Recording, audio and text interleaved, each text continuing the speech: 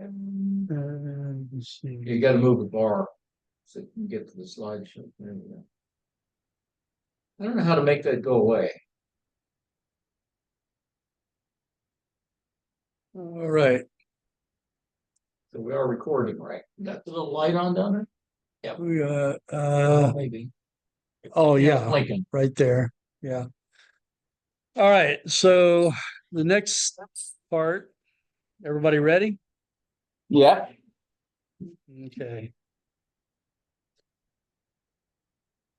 Okay, so this is something that no matter if you're only been in it a few days or been in it as long as Byron has, RFI is forever. It never stops. You just have to figure out how to get around it. But RFI is radio frequency interference, and it can be caused by fundamental overload, which is a strong signal interference beyond the receiver's maximum input. I'm pretty sure this is what's going on at my house, right? Because I've got the AM broadcast band. Yeah, I've got an AM radio station that transmits during daylight hours, 50 kilowatts, and it's less than a half mile from my house. I mean, a few feet less, but basically a half mile from my house. So in the daytime with my, I've noticed that it doesn't affect the 7,300 or the 7,000. But with my G90, my Zygu, all I could hear from the very bottom of the lowest band to the very top of the highest band was AM broadcast.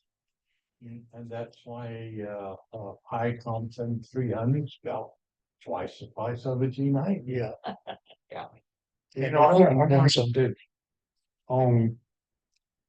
I put one side of my radio on scan, and then I got the other side where I can, whenever it stops on a scan or a frequency that somebody's talking on, I can go to that channel and pick them up. I got Okay. two volume switches.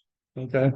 Channel 2, I had to take it out of my scan because all it is, it's like somebody's dead micing. And it comes on in the morning, it goes off at night. And I can't figure out in the world that is. Is that just one frequency you're scanning or everything on channel 2? No, it's just channel 2 is the only one that does that. And So it's a pretty strong signal too. But there's no volume. I mean, there's no modulation on it at all. It's just there. It comes on in the morning, and it goes off at night. You know what frequency it is? I don't think I have a frequency chart here, but Okay, so moving on, harmonics. Harmonics is if you played guitar, you probably played with harmonics a little bit, but it's a multiple of a signal frequency. So, yeah, how to describe it. So anyway, the harmonics will cause noise around, and like now, even with my filter on my G90, it cleans up almost the entire spectrum, but I have one or maybe two spots where I'm picking up some harmonics. And if I go and do the math and find out what it is, the station is 1510, I think, or something like that. So like around 45 or something like that, I get a little low, but around 9,000 or so. 18 is 18 megahertz. Is that in a ham band? That's 17 meters. That's what I was thinking. Yeah. So, I pick up a little bit of harmonics there, but the thing is, they're significantly weaker than they were without my filter. The problem is that I can't tune through the filter because I told Bob one day I was afraid that I damaged the filter because I tried to tune through it. And Bob said, no, just reset your radio and don't tune through the filter. Okay, why would that be? Because the filter is made up of reactive components, inductors and capacitors. So if you tune through the filter, it tunes the filter out of it, and you still end up with all of your noise. Amazing. But anyway, harmonics is a multiple of a frequency. Spurious emissions is what What I do while y'all are cheating. these things right here are famous for spurious emissions. It just means that the signal is not clean, so it produces a lot of noise on neighboring frequencies. And Just- harmonics can be your friend when building antennas. Yeah. I haven't reached that point in my antenna building adventures yet. But now I know who to ask when it comes. In bed halfway, that's when to get all the harmonics. Yeah. Yep. Okay, so any of these, let's see if I can get Even this. some on. of them that aren't in the ham bands. Yeah. Anyway, any of these issues, fundamental overload, harmonics, or spurious emissions can cause problems with TV, radios, or computers. So You could be interfering with your neighbor's TV and radio and stuff. I know if I talk on mine, I've got a GIF outside my house and it's under the antenna. And if I talk very much on my radio, it'll throw that. You might be able to add some ferrites in there and that. Well, this GIF is probably 25 years old. Yeah. So I think the newer ones are probably better than the old ones were. I kept wondering, why is this thing off every time I come out here to use it? Because I got lights on it, mhm. and at night my lights don't come on, and it's tripping me. And I finally figured it out. If I talk on that radio, it trips it. Okay, so this is a good question right here. I'll go ahead and point this out. This is a good question because you've got three things that all cause problems. So it's a good all of the above question. That's why you should join the ARRL because they have specialists to help you identify those things and tell you how to do it. Okay, so which of the following can cause radio Steve and frequency? Byron don't like it because they don't get a paper magazine. Which, you know what, those paper magazines are overrated. I'd rather go online and read them. Cause I've got stacks and stacks, I got stacks and stacks and stacks of magazines at home that I'm gonna have to go through and tear the labels off of them and put them in a dumpster. Delta, all of these choices are correct. Fundamental overload, harmonics, and spurious emissions. Okay, common transmitter and receiver problems. If RFI is affecting nearby radio, TV, or computer equipment, ensure that your equipment, so like if your neighbor tells you that you're causing problems with their TV. So you're gonna ensure that all of your equipment is operating properly. In other words, your radio, you want to make sure that all of your feed lines are connected. If your neighbor has cable, then that's going to be a step farther down the line to make sure that because a lot of the cable guys, they won't put the cable on all the way. They'll put it on fairly tight and then they don't tighten it down. Yeah. Verify that your own equipment is not being affected. So if your neighbor says you're causing problems with my cable TV, then turn on your cable TV if you have it. I don't have it because I won't pay for it. Turn on your cable TV and make sure that yours is operating right before that's probably the first step you should do. Make sure that yours is operating properly. Tell them to drop cable and go to the internet. Yeah. Yeah, I pay for internet from Spectrum, but I really wish I could find another I'll tell source. you what, I've saved some money. I dropped Spectrum. Oh, yeah. Oh, yeah. They didn't want to cooperate whatsoever. Yeah. I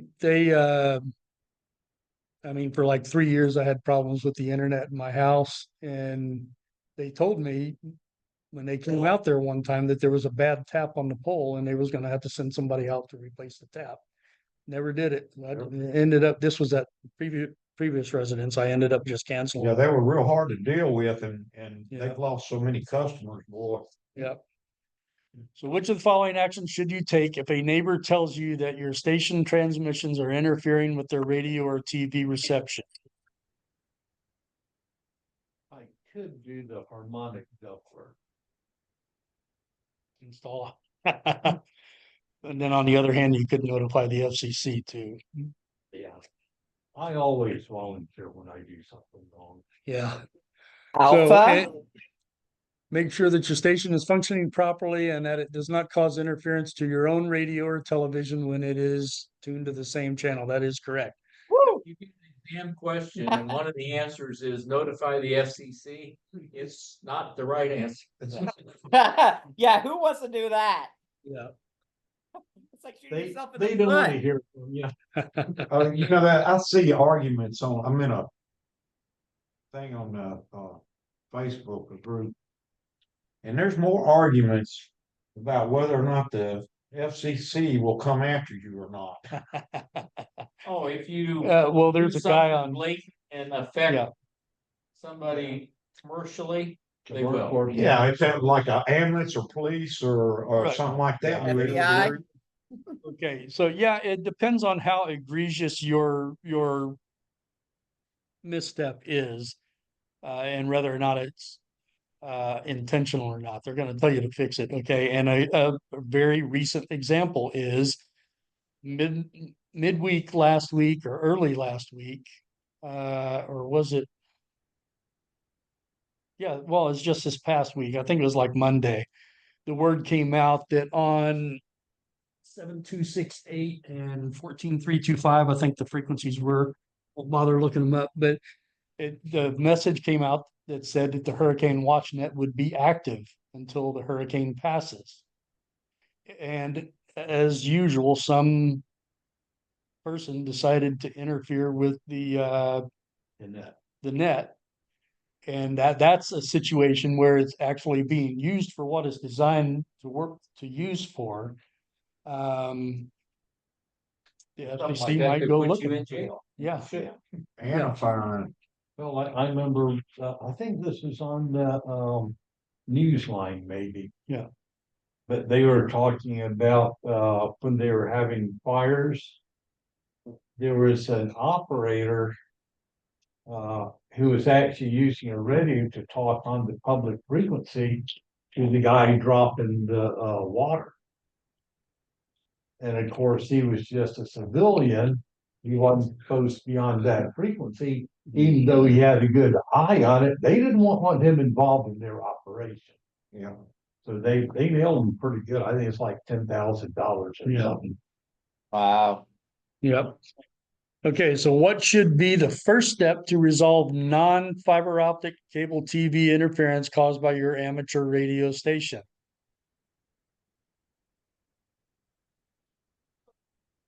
And here's, okay, non-fiber optic, okay, in other words, basic, regular cable, Cable. okay, because I did Well, mention that's- that, Be Delta.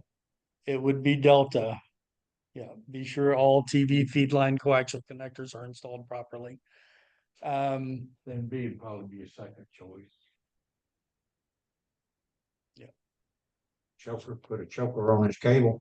Yeah. Okay, fundamental overload. And there's, yeah, She's got fundamental overload. something like that. Looks like she's about to explode. Fundamental overload caused by an extremely strong signal on a nearby frequency. Low selectivity of receiver. Interfering signal can be blocked. Let's see if I can get this out of the way there again.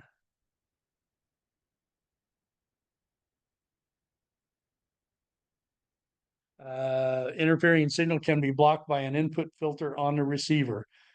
The modern receivers will have some filters on there that you can use to block out some things, and some will just be too strong and you have to get an out, external filter to work with it. And where it says low selectivity of receiver, is that something, it's gonna be more common on Right. receivers that have, The cheaper the receiver, the more likely you are gonna have that problem. Yeah. and this is probably what's going on, why I have the problem on the G90, and then the same problem doesn't exist on the IC 7000 or the 7300. So as far as signals can interfere, and that's why you have to put a filter on there, right? Yeah, Yeah, but if you have a good radio, you got good filtering already. So Yeah. cheap radios give you a problem. Don't work as well as more expensive. And So- this ain't cheap, it cost me $30. Um, Okay. What would cause a broadcast AM or FM radio or receiver? Let's see if I can Receive an amateur radio transmission. to receive an amateur radio transmission unintentionally. And yeah, I'll let y'all answer it first.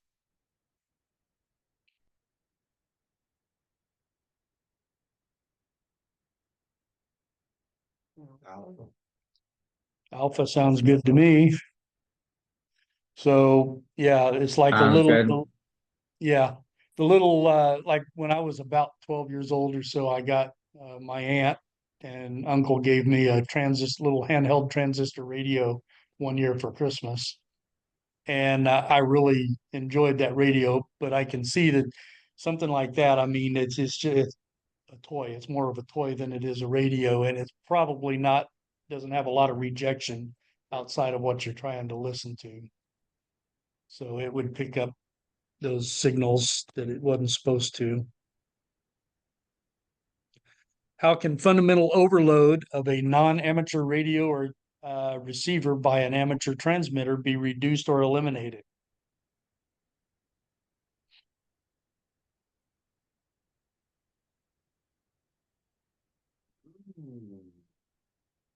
I always It's a tricky one. use Alpha.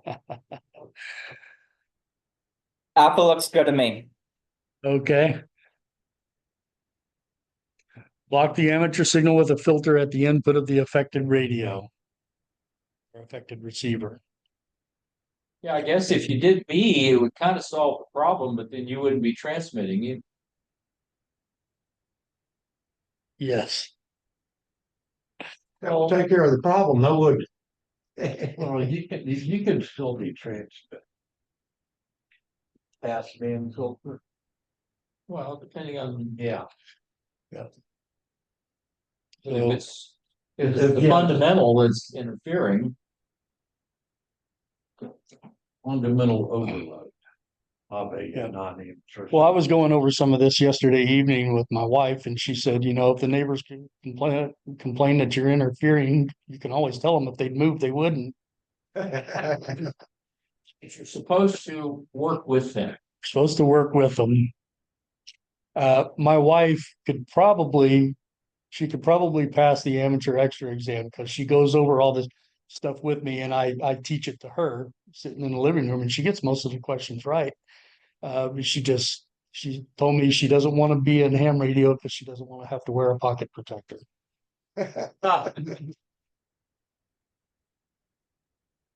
Common transmitter and receiver problems, FM broadcast station interference.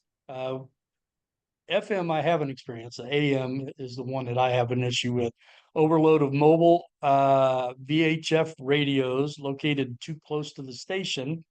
And the way to fix it is a band reject filter, which is the same thing for AM band. You know, you just put a filter on there that blocks frequencies. Well, and it High doesn't pass. really block. It just, yeah, high pass filter. It basically, it doesn't really block anything. It just attenuates to the point that it's no longer a factor. Because it's still there. You can see it if you look. Which of the following can reduce overload of a VHF receiver by a nearby, and we are talking VHF now instead of HF. VHF receiver by a nearby commercial FM station. Like the double delta coax, you know, the braid interform. Yeah. Well, That B would be the cheapest way. so, yeah, Delta V, install install a band reject filter. That is correct. Wait, And- what's a band reject filter? It's a filter that's designed to block or attenuate a specific band of frequencies.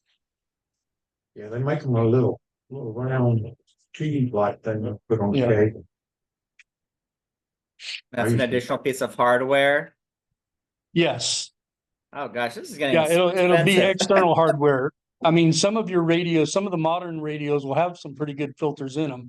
But if something is really strong, you're not gonna, what's in the radio may not block it, so you have to add an external filter. And like I said, when it comes to tuning, you don't want to tune through a filter. You want to have the filter between the transceiver, your transceiver and the tuner. So Do otherwise they you make just, devices that have all this built in? Because it seems like this is it's adding up on the price here. yeah, well, it's like the band reject filter, you may never need one.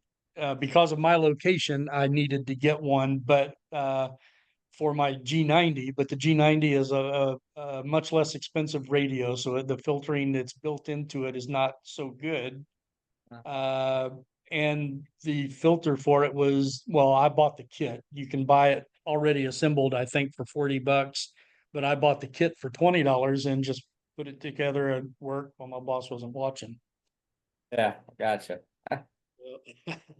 No, Videos. technically I did it. Yeah, I watched a couple videos on what was expected. But yeah, I did it during my break time and part of my lunch break, and that's when I put it together. But I did use company resources. I used like half an inch of solder. Oh God. So anyway, so yeah,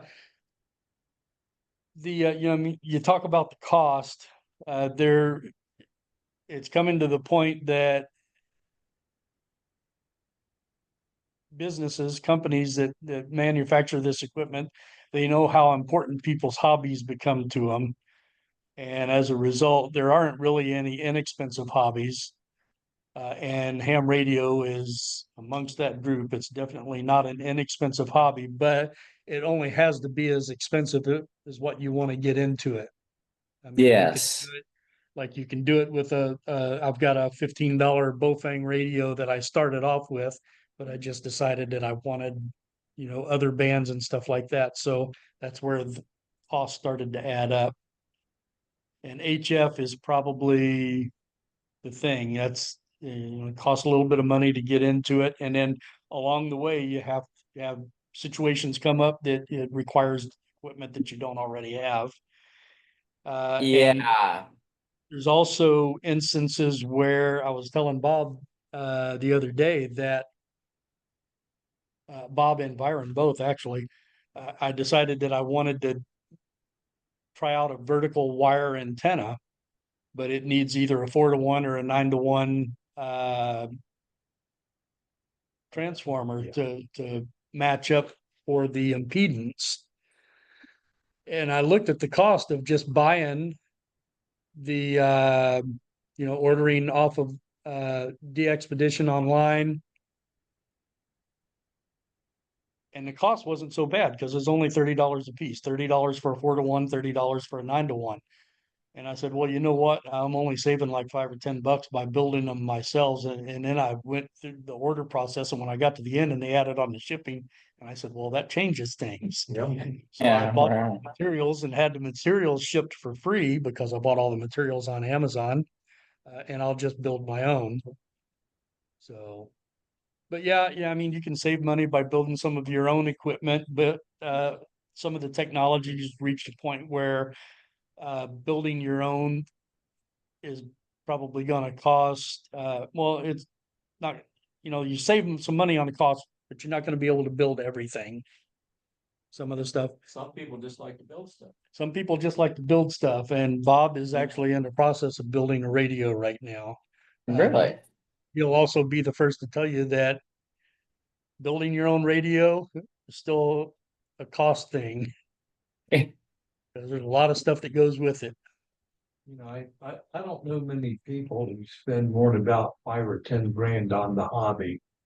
A lot of people will spend less than that, Yeah. so.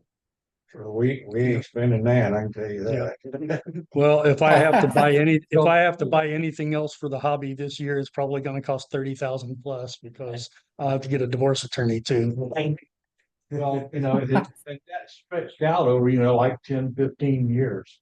Yeah, yeah, that. And the that thing helps. is, yeah, and the thing is, most of the stuff, if you go with quality stuff, most of the stuff is pretty rugged and it's gonna last you a while and probably not gonna break down.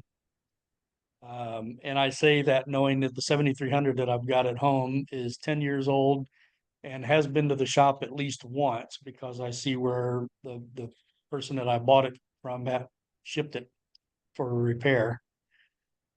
So anyway, what if neighbor's equipment interferes with yours? First, you want to make sure that your station meets the standards of good amateur practice. In other words, there's no corners that you cut anywhere that could possibly cause or contribute to the interference. You want to work with your neighbor to find the interference and help them to fix the problem. And yeah, politely inform them of FCC rules. That is one of the things that will come up. And they say you should do that, but if they're not already into amateur radio, they probably don't want to hear that. Yeah, but it's All on right. most of your electrical Yeah. components have that That label on it. label on there. Yeah. And you can point that label out to them that says, Yeah, right here, yeah, you're in fault, you're at fault. yeah. So anyway, what should you do if something in your neighbor's home is causing harmful interference to your amateur station? Tell them to move. That's my wife's solution, Robert. Tell them that it wouldn't be a problem if they Get just out. moved. Yeah, Dodge. Anyway, so work with your neighbor to identify the offending device, politely inform the neighbor of FCC rules that FCC rules prohibit the use of devices that cause interference. Make sure your station meets the standards and Rick, right? Delta. Rick is your name? Okay, I just wanted to make sure I had the right name. So Rick Delta? says Delta, and it looks like a good place for Yeah, Delta. all choices are correct. Flashcards still. That's Yeah. the idea. Let's see, what was that?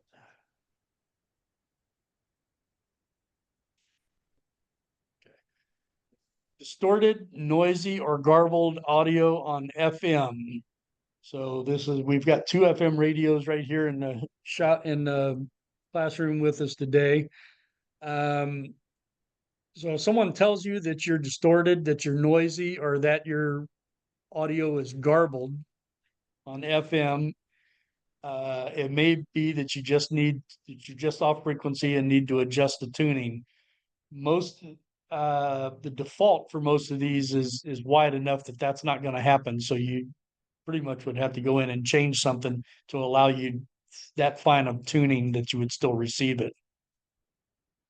Could be low batteries, and low batteries, when you press the transmit, okay, even though you've got enough battery to receive, when you press the button to transmit something, it's going to draw more energy. And if your battery is low, you may be at the point where receiving works and then transmitter just falls off. And most radios are gonna start cutting down on Yeah. the power when that happens. Yeah. Mm-hmm. It could be a location thing to move to a location with fewer obstructions. Remember that, well, this is just saying FM, but particularly with VHF and UHF, obstructions can cause a lot of issues. You could have some local mixing that you didn't know about. Could be. Rusty bolts. RF feedback, and actually that's the real thing. He's not kidding. Well, The rest- you gotta have a good ground. Yes, You like that Jeep sitting out there, if the ground's not good on it, you have all kinds of problems. yeah. Yeah, you drive a Jeep too? Mhm. You drive a Jeep? Yeah. Okay, 97, okay, yeah, the 2012 there is mine. yeah. But on the rusty stuff, it doesn't have to be part of yours, it can be something close Can be- by. Yeah. It'll act as a fixer and give you those. Sum and difference and other frequencies cause intermodulation. I remember at one time, the 528 bridge, Indian River. It was causing some sort of RF phenomena at one point. It was years ago. Mhm. I forget exactly what it was doing, but there was something going on with the bridge. Yeah, RF is funny stuff. Yeah. Yeah, okay, so bad location, so maybe moved where you'd have less obstructions or reflections. RF feedback, check grounding and shielding. Or over deviation. Now, over deviation with radios like this where there's no adjustment for anything. To correct for over deviation, you just move the mic a little farther away from your mouth. Some people have a stronger voice than others. On the So- base station, you normally have a microphone gain setting Yeah. that you can adjust. On the handy talkie, it's physically how close you talk. Now, as having done audio a good bit, what I recommend doing, if you have the microphone gain, get to where you touch the microphone to the corner of your mouth. Sometimes some mics like to be spoken into, a lot of them like to be spoken across. Across. Okay? And then, once you have your mic in a constant position, set your gain and always go there.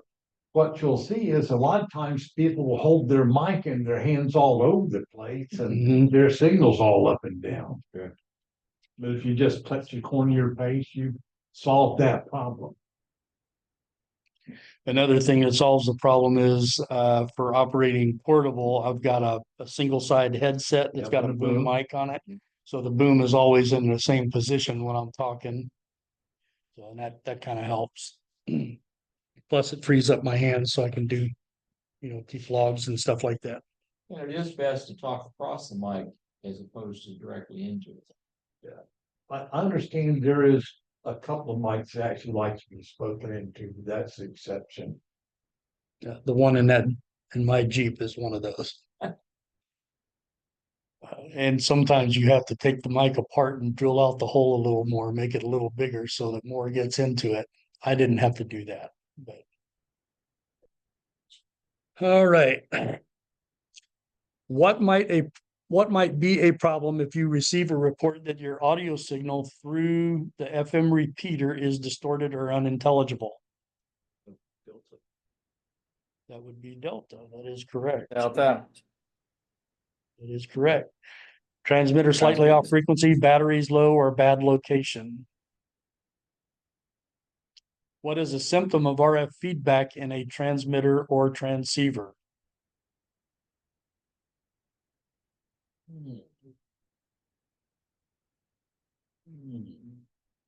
Charlie. Charlotte. Reports of garbled, distorted, or unintelligible voice transmissions. When I read that question, when the slide came on, I said, "Oh man, did I go over that?" But yeah, it was it's same question, just a different way. What can you do if you are told your FM handheld or mobile transceiver is over deviating?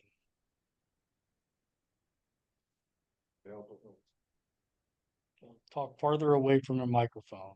That sounds like a reasonable answer. Okay. And some people, well, you got to describe it. I mean, if it's described properly, it's easier to make us, come up with a solution offhand quickly. But if it's not described properly, some people just naturally talk louder. They say, oh, your audio's bad, and so you talk louder, but it may be that your audio is too loud to begin with. You need to talk further away or lower your voice. Get that rare DX contact. Transmitter and receiver problems, RF radio frequency. Okay, so this is all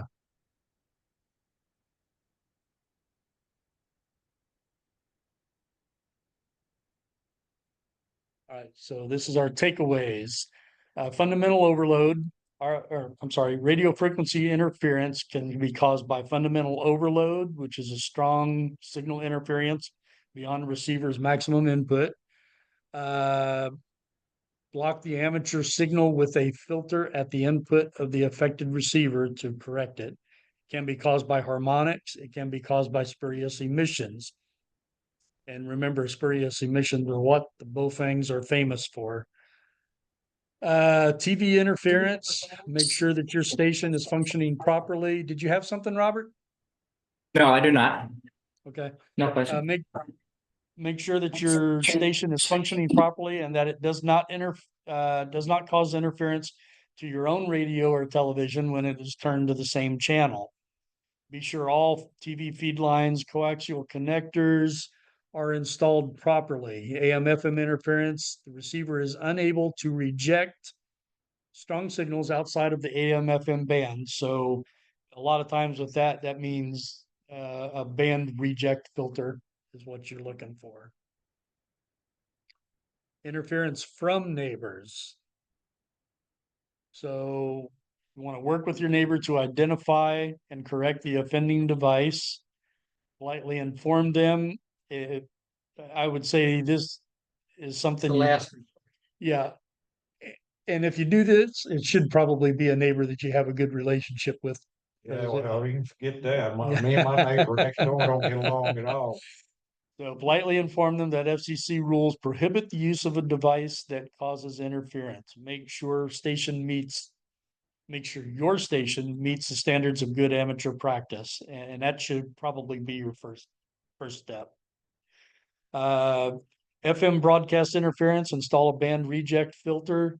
Distorted, noisy, or garbled audio on FM. You may be off frequency, batteries may be low. You may be in a bad location. For RF feedback, if you get reports of garbled, distorted, or unintelligible voice transmissions, you might want to talk a little further away from the mic. Mobile or handheld I'm sorry, I was out of place there. Mobile or handheld over deviating is a mic thing, how close it is to your face. So, any questions? Okay. It is hard to understand some of these people. Yeah. That come on there and they give their call sign and stuff, and I'm like, I can't understand what they're saying. It's mostly old men. I see a thing that says high floating controls. You see that? What's that? High floating controls. Where did I stop did it the? stop recording?